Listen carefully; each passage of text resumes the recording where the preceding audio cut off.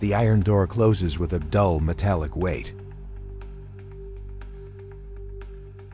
Hands force the prisoner forward, shoulders pressed against the curved bronze ribs of the hollow beast. The interior smells of metal, ash, and the faint sour breath of previous fires. Outside, boots grind against stone as the guards step away. The courtyard of Akragas stands silent except for the crackle of wood being arranged beneath the statue. The bronze bull towers above the fire pit, its massive head lifted toward the dark Sicilian sky. Its mouth is open in a permanent roar, teeth carved from solid metal, tongue curved like a blade. The door in its flank has already been sealed with iron pins. Inside the statue, the prisoner bends his neck to avoid the ceiling of bronze pressing down over him. His breath strikes the metal wall and returns warm.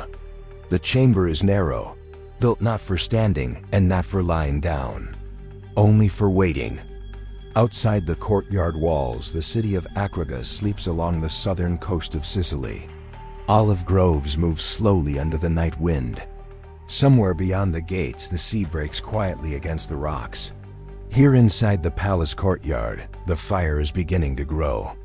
The first smoke curls beneath the belly of the statue. Flames lick the bronze surface and crawl upward along its legs.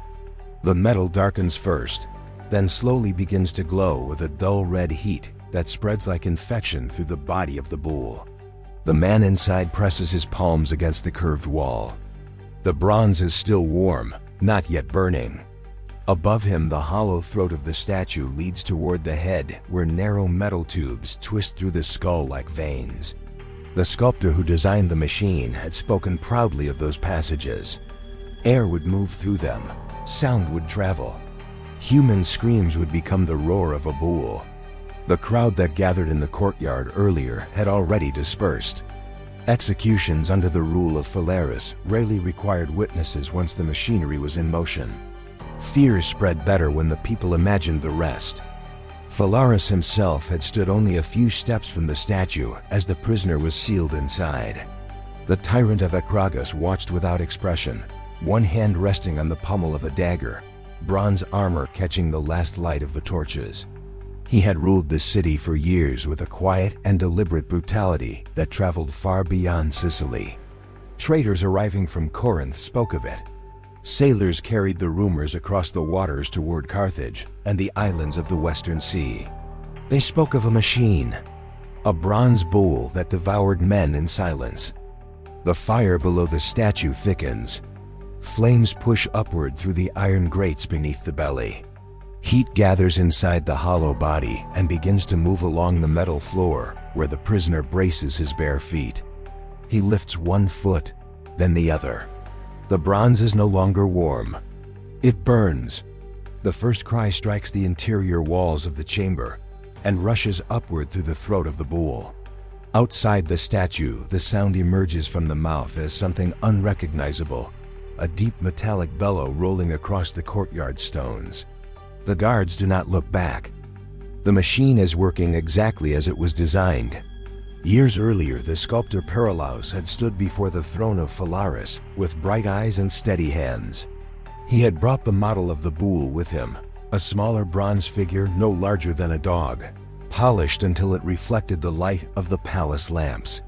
Inside the model, he had hidden the channels that twisted through the metal skull. He explained how the voice of the condemned would change shape within the beast. A scream would become a roar. The court had listened in silence while the sculptor described the sound. According to one account whispered by servants in the palace kitchens, Phalaris had begged the tyrant to test the device so the transformation could be heard. The story claims he climbed willingly into the hollow model and shouted from inside while courtiers leaned close to the mouth of the bull. The sound that emerged was not human. Some chroniclers insisted this demonstration convinced Phalaris to commission the full statue immediately. Others believed the tale was invented long after the tyrant's death to make the cruelty feel more theatrical. The bronze bull that now stands in the courtyard of Akragas is very real. Inside its body, the heat is spreading upward through the ribs and into the narrow chamber where the prisoner presses against the door. His breath has grown thick and uneven. Each movement of his skin touches metal that grows hotter by the moment.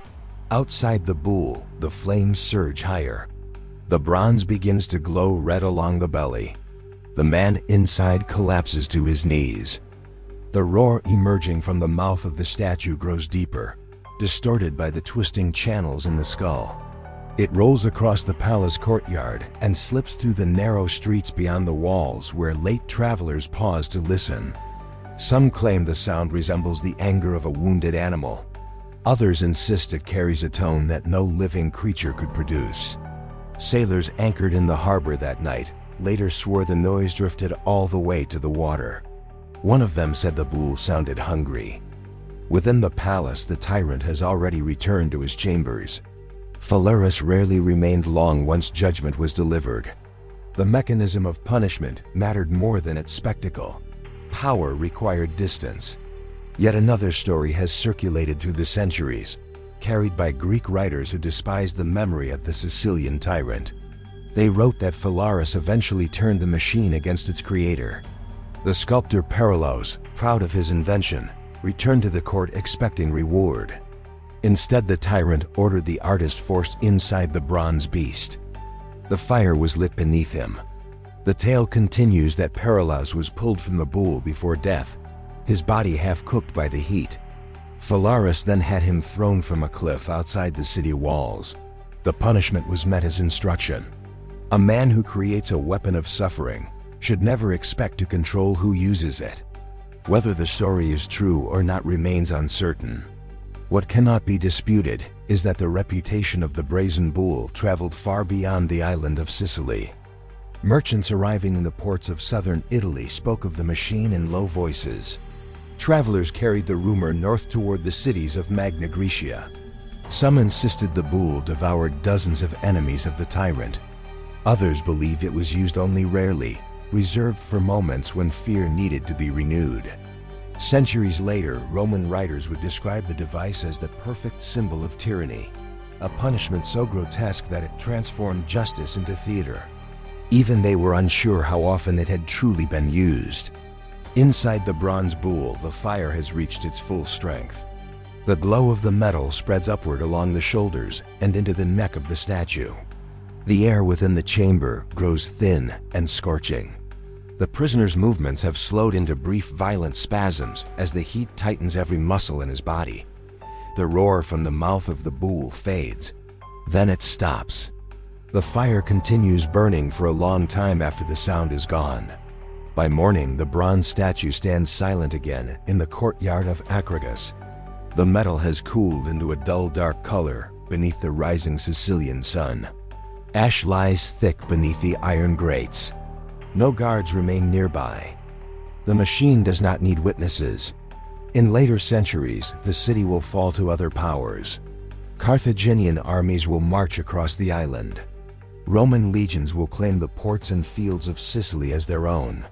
Temples will crumble, tyrants will vanish, and the names of rulers will fade into fragments of stone inscriptions. But the story of the bull will survive. Travelers will continue to speak of a bronze beast that once stood in a palace courtyard, a machine that transformed human voices into the roar of an animal. Some will swear the device was melted down long ago, its metal reused for weapons or statues of forgotten gods. Others claim the bull remained hidden in the ruins of Acragas for generations after the tyrant's death. There are even accounts written centuries later suggesting that shepherds wandering near the abandoned walls heard a kota, strange echo moving through the empty chambers beneath the palace. A deep metallic sound carried by the wind. And if the bronze bull truly disappeared with the passing of empires, why did so many later rulers attempt to build machines that copied its design?